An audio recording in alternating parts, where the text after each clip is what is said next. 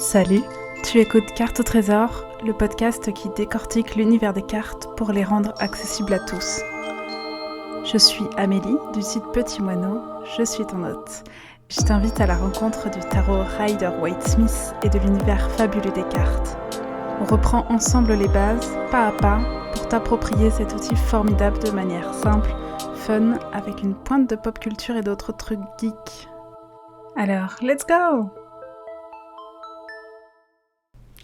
Hello à toi! Aujourd'hui, j'avais envie de revenir sur 8 étapes, on va dire, oui, on va appeler comme ça, 8 étapes pour te lire les cartes à toi-même. Parce que peut-être que tu es dans une période un peu compliquée, que tu aimerais un coup de main, peut-être que tu essaies de prendre une décision mais que tu n'es pas sûr de la route à emprunter, ou peut-être que tu veux juste travailler sur toi tout simplement.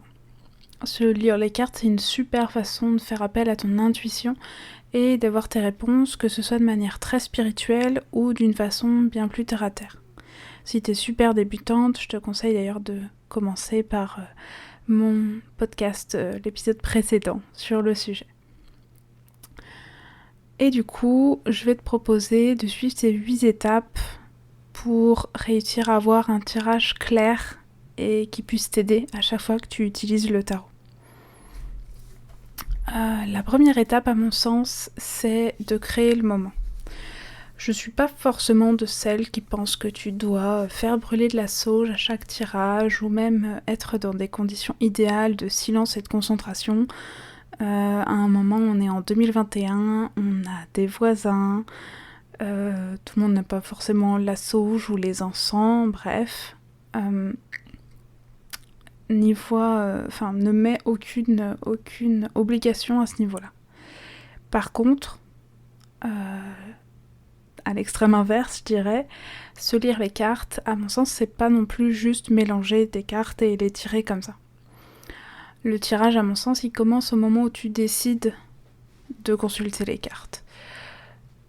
Du coup, je te conseille quand même de te mettre dans un endroit calme au possible. Typiquement, dans mon cas, j'ai toujours un chat ou deux qui adore le bruit du mélange de cartes et qui vient m'embêter, mais bon, on fait avec. Je recommande pas non plus de tissu spécifique sur lequel étaler les cartes, de bougies, d'encens, de cristaux. Je suis pas trop dans le matériel, on va dire. C'est toi qui fais comme tu le sens à ce niveau-là. Si ça te parle, si ça te permet de te concentrer, n'hésite pas. À mon sens, c'est juste pas une obligation. Par contre, ce qui est important, à mon avis en tout cas, c'est le mental. Ou plutôt le fait de décrocher le mental. Pour ça, du coup, le mieux, je pense, c'est de prendre des respirations. De prendre quelques grandes respirations pour t'aider à te couper de ce qui t'entoure, à te concentrer sur les cartes. Ces respirations, elles vont te permettre de t'aider à nettoyer un peu ton esprit de tout ce qui a pu t'arriver dans la journée, de toutes les émotions qui ont pu te traverser et de t'ouvrir un petit peu aux possibilités que peuvent t'amener les cartes et à toutes les idées nouvelles qu'elles apportent. Si jamais c'est ton truc, tu peux même faire un peu de méditation, guidée ou non, tu fais comme tu le sens. Le but, c'est vraiment de te recaler dans le moment présent. Ensuite, j'en parlais dans le précédent épisode également, il va falloir travailler sur la question. Je mets là entre guillemets. Le but n'est pas de trouver la question parfaite, on s'entend, mais de trouver une question qui peut t'amener les réponses que tu cherches. Du coup, la question à se poser avant tout ça, la question avant de trouver ta question, c'est qu'est-ce que tu veux vraiment savoir ? Par exemple, tu peux te demander si ça vaut le coup de te lancer dans un projet. Tu pourrais alors te demander qu'est-ce que je dois savoir sur ce projet là maintenant, ou comment ce projet va venir me challenger. Ou alors tu peux avoir des questions sur une relation personnelle ou professionnelle. Tu peux te demander par exemple comment est-ce que je peux améliorer cette relation, ou alors qu'est-ce que je dois savoir sur cette relation à l'heure actuelle. Tu noteras qu'à aucun moment sur ces deux thématiques, j'ai demandé est-ce que mon projet fonctionnera ou est-ce que ma relation s'améliorera. Parce qu'en fait, en tournant ces questions de cette manière-là, tu pars sur 2 erreurs. D'une, penser que ta vie est figée, et de 2, amener un côté divinatoire aux cartes. Et c'est pas franchement le sujet ici. De la même façon, si tu te demandes est-ce que je vais avoir une promotion, tu pars du principe que les cartes vont prendre la décision pour toi. Alors qu'en fait, tu as un libre arbitre et tu as une capacité d'action qui te sont propres.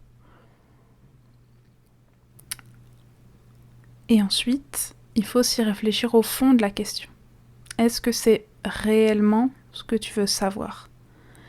Est-ce que tu laisses place à ta curiosité et aux nouvelles idées que la question pourrait t'apporter ? Une fois que tu as ta question en tête, n'hésite pas à la noter quelque part. Tu le découvriras au fur et à mesure du temps. Je suis une adepte de tout noter, peu importe la forme que ça prend, si tu es plus papier ou sur ton ordi ou sur ton téléphone, on s'en contrefout. Mais c'est important à mon sens de documenter en fait tes questions, tes tirages, tout ça. Alors ensuite, il va s'agir de choisir ton jeu.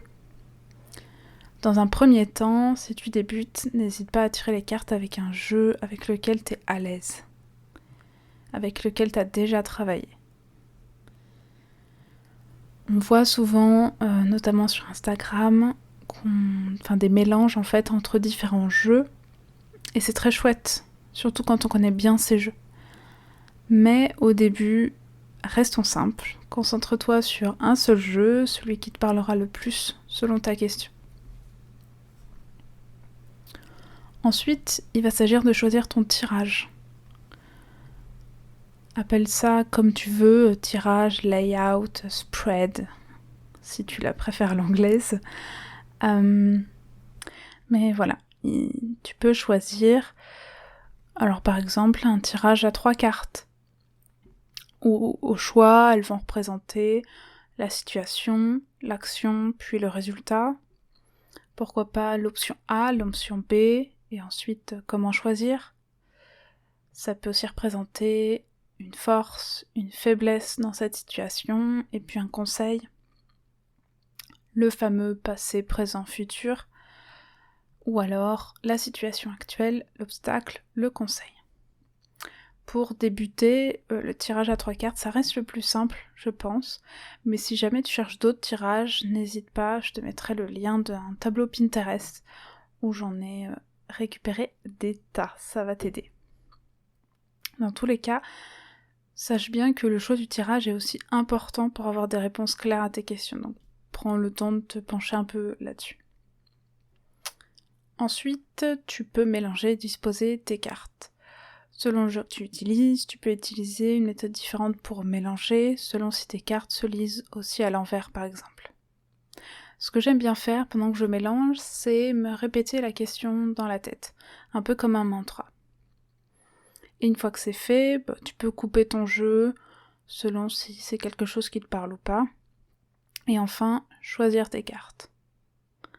Tu peux les étaler et choisir, tu peux prendre les premières sur le tas, c'est toi qui fais. C'est ta sauce.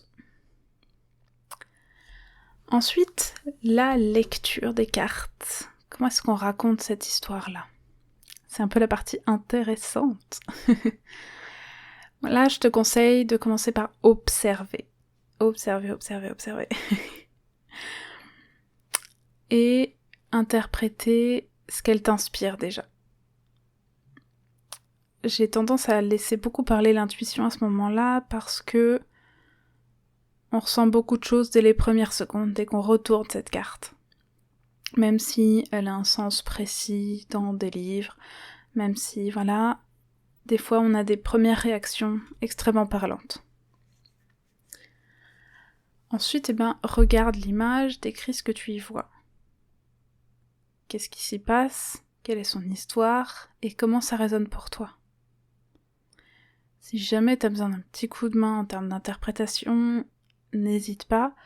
J'ai un mémo tarot, un petit fascicule de quelques pages avec toutes les significations du Rider-Waite-Smith ça peut t'aider, ça permet d'aller très très vite à ce niveau-là. Mais je t'incite quand même à regarder le mémo tarot ou n'importe quelle autre signification après avoir regardé les cartes de ton côté. Ensuite, une fois que tu as interprété chaque carte une à une, n'hésite pas à les regarder dans leur ensemble, au sein du tirage, comme si c'était en quelque sorte les pages d'un livre. Quelle histoire est-ce qu'elles te racontent, ces cartes ?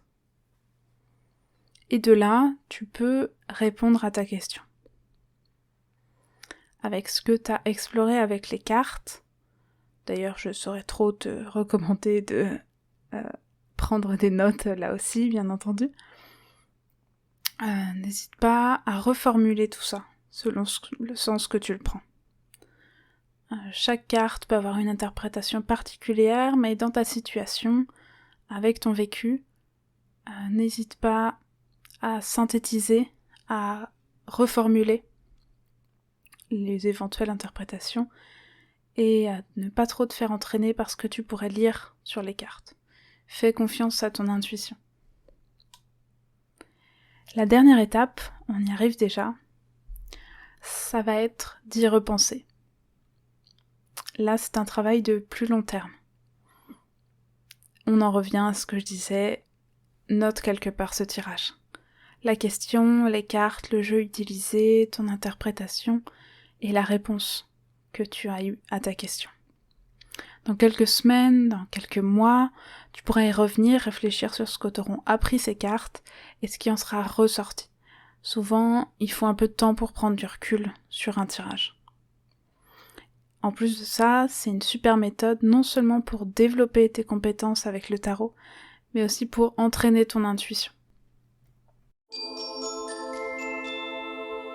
C'est la fin de cet épisode de Cartes au trésor, j'espère que t'as plu. Si c'est le cas, n'hésite pas à mettre un avis sur ta plateforme d'écoute ou même à venir me donner ton avis directement sur Instagram. Le lien est dans la description de l'épisode.